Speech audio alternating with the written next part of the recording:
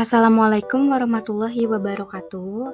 Saya Adina Nur Amana, mahasiswa dari Universitas Pelita Bangsa, Fakultas Ekonomi dan Bisnis, Prodi Manajemen. Saya akan menjelaskan mengenai pajak penghasilan pasal 23.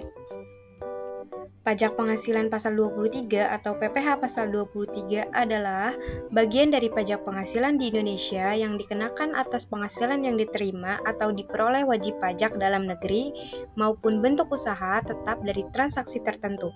Pajak ini dipotong oleh pihak yang memberikan penghasilan dan disetor ke kas negara.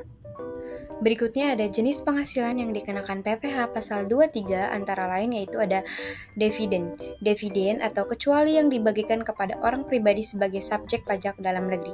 Yang kedua ada bunga. Bunga termasuk premium, diskonto dan imbalan karena jaminan pengembalian utang. Yang ketiga ada royalti. Royalti pembayaran yang diterima sehubung dengan penggunaan hak atas kekayaan intelektual seperti hak cipta, paten, merek dagang, dan desain industri, atau atas informasi yang berkaitan dengan pengalaman di bidang industri, komersial, atau ilmiah. Lalu yang keempat ada hadiah, penghargaan, bonus, dan sejenisnya. Yang kelima ada sewa dan penghasilan lain sehubung dengan penggunaan harta kecuali sewa tanah dan bangunan.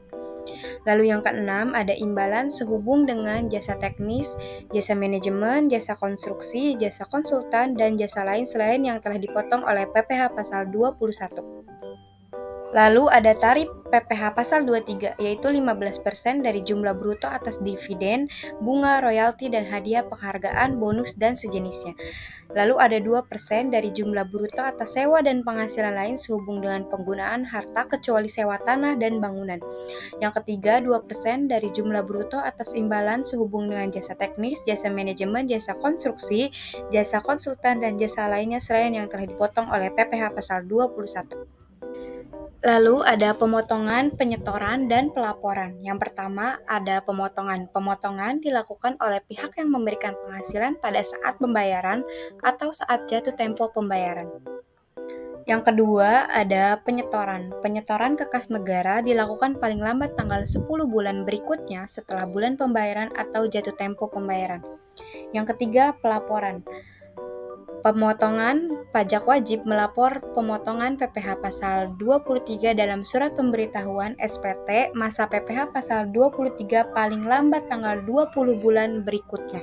Berikut ada studi kasus mengenai PPh pasal 23 yaitu pembayaran pada sewa alat berat. Perusahaan Bakti Mandiri menyewa alat berat dari perusahaan Marga Maju dengan nilai sewa sebesar 200 juta rupiah. Sewa alat berat termasuk jenis penghasilan yang dikenakan PPh pasal 23 dengan tarif 2%. Lalu berikut perhitungan PPh pasal 23-nya. Nah, PPh pasal 23 sama dengan 2% yaitu tarif pajaknya dikali nilai sewa yaitu sebesar 200 juta rupiah. Maka jumlahnya adalah 4 juta rupiah. Perusahaan Bakti Mandiri harus memotong PPh pasal 23 sebesar 4 juta rupiah dari pembayaran kepada perusahaan Marga Maju dan menyetorkannya ke kas negara.